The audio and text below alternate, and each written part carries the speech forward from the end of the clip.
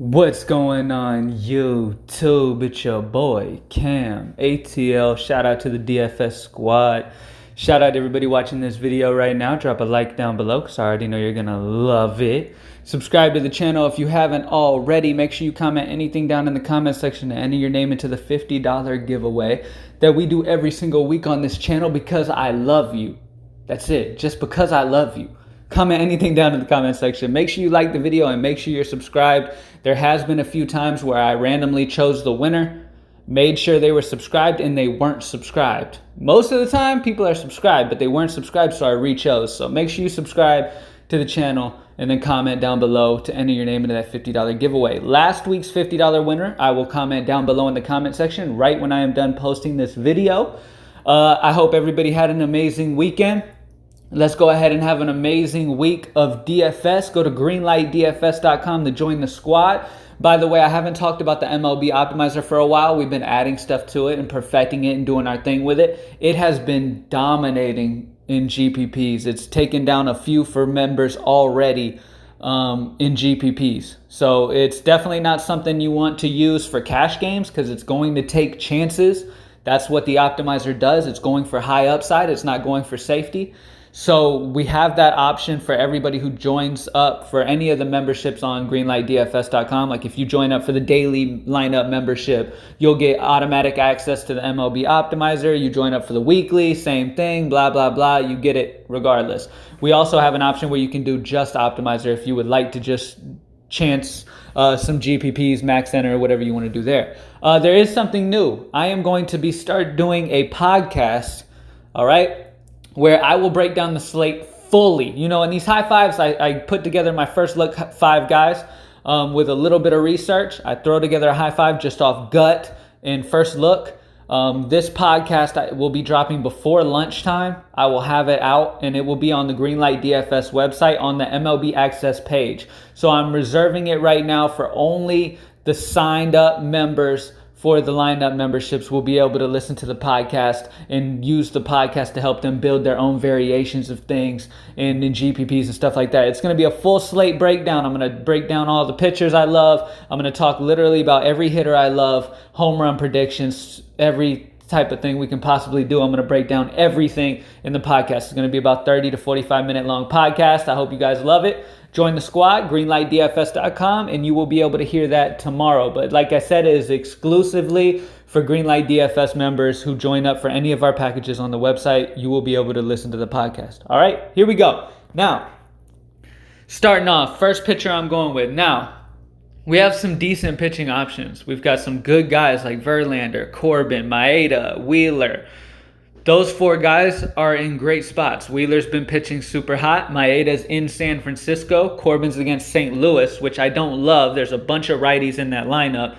And then Verlander against Minnesota, an offense that just isn't that great. They've been pretty good lately, but they're not that great. And Verlander's a solid pitcher. But there are some mid-range guys that if they do end up hitting, and if you're able to spend up on some of these bats, because there are some spots I like spending up on some bats in this slate, you'll be able to hit some good money. But let's start it off with Mike Soroka from Atlanta. He's been solid in the 2 starts that he's done so far this year. He gets an amazing matchup against San Diego. They are horrible. He's had 2 starts. He got 16.4 against Arizona, and then he got 23.9 against Cincinnati. He is at home going against a horrible San Diego offense. Absolutely love Soroka in this matchup against San Diego, and it's a cheapish guy at 8.6 who I'm expecting to get 20 plus DraftKings points. All right, next up, I'm going to go with John Means. Now, this isn't a spot I really, really love. Okay, I'm taking a little bit of a chance with this because he could get blown up at any moment. But he did just go against this White Sox team last start, and he got 22.2 DraftKings points. He ended up doing really well, striking out 6, only giving up 4 hits.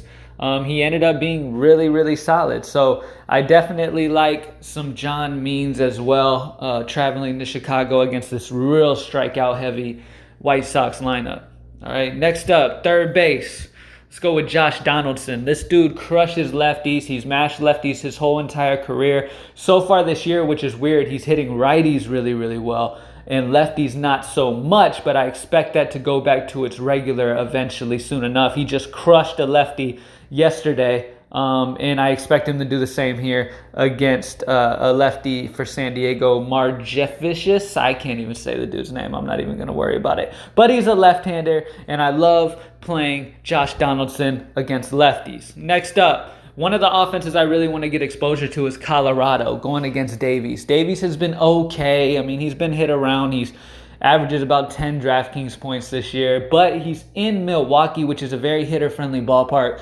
A lot of times when Colorado's not at home, you don't really want to mess with them because they tend to not play near as well on the road than they do at home, which is understandable.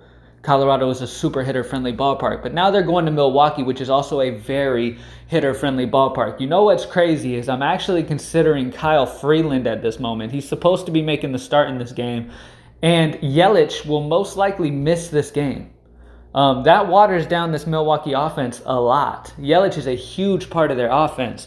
And without Yelich, that's going to be pretty good for our boy. I mean, and there's some powerful lefties in this Milwaukee lineup that's going to get offset pretty well with Freeland. So I think Freeland could be a good GPP option as well at pitcher. But Colorado side, I really want exposure to Trevor Story. I mean, he mashes both hands against Davies, 5-5. I'm okay with spending up. He's the safest option at shortstop. I really, really like him in Milwaukee. Last but not least, this guy I'm hoping people will be off of, Stephen Piscotty at 4-3. This dude absolutely mashes left-handed pitching. He's going against Eduardo Rodriguez, who is a decent pitcher, but he has been taken advantage of already so far this year. Piscotty has a 264 ISO and over a 360 WOBA versus lefties. Absolutely mashes them. This is a guy who I'm expecting to be lowish owned, who if he does get that home run and get that 20-plus DraftKings points, he gets on base multiple times, gets a home run, he's going to be a game changer for you in your lineups. And he feels fairly safe as well for a guy who I'm not thinking his ownership is going to be too crazy. Now, if you dive into the history of Piscotty versus Eduardo, it's ridiculous, okay? It's not a huge sample size, but in the 5 plate appearances that he has faced Rodriguez, he has 4 hits. 2 of those hits were home runs. 1 was a double.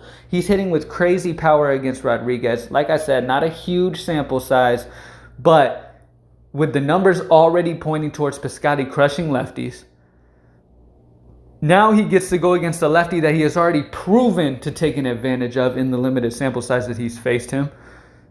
I absolutely love it. Now, I told you guys, don't put a whole bunch of merit in BVP. But in this situation, I looked at the numbers. I already was on Piscotty, loved it. Then I looked more into the BVP and noticed that he has absolutely crushed him with 2 home runs and only 5 at-bats and a double. So he's hitting with a lot of power against Eduardo. So I love him. He's hitting an 800 batting average versus Eduardo. It is a small sample size, but I expect that to continue. He crushes lefties. Love this matchup for Stephen Piscotty, and I'm hoping he's low owned. And that's it. Mike Soroka, John Means, Josh Donaldson, Trevor Story, and Stephen Piscotty. I have no issue if you have the money. If you find some value throughout the day, value opens up. I have no problem going to Verlander and nothing, some stuff like that. I will be doing more research before my podcast, and we'll be breaking down the slate even further. So we will talk more about this stuff. So go join a membership. Make sure you check out the podcast. We will talk more about the pitchers, look at some of the value that has opened up to come that point, look at some value that we're expecting to be there, and kind of break it down and see what we're looking like. All right? Excited for you guys to listen to the podcast. First episode dropping. I'm going to try to do it at least 3 days a week, at least. Greenlightdfs.com. Join the squad. Follow me on Twitter at cam_ATL. Let's kill it. Let's start this week off with a bang. I'm out.